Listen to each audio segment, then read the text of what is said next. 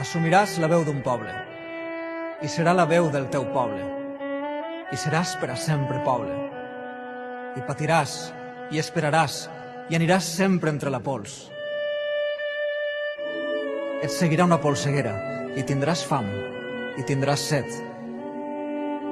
No podràs escriure els poemes, i callaràs tota la nit, mentre dormen les teues gens. I tu sols estaràs despert, i tu estaràs despert per tots. No t'han parit per a dormir, et pariren per a vetllar en la llarga nit del teu poble. Tu seràs la paraula viva i amarga. Ja no existiran les paraules, sinó l'home assumint la pena del seu poble, i és un silenci. Deixaràs de comptar les síl·labes, de fer-te el nus de la corbata. Seràs un poble caminant entre una amarga polseguera, vida amunt i nacions amunt, una enaltida condició.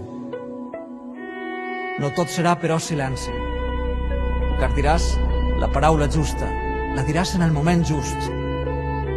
No diràs la teua paraula amb voluntat d'antologia, car la diràs honestament, iradament, sense pensar en cap altra posteritat com no siga la del teu poble. Potser et maten, o potser se'n riguen, potser et delaten. Tot això són banalitats. Allò que val és la consciència de no ser res si no s'és poble.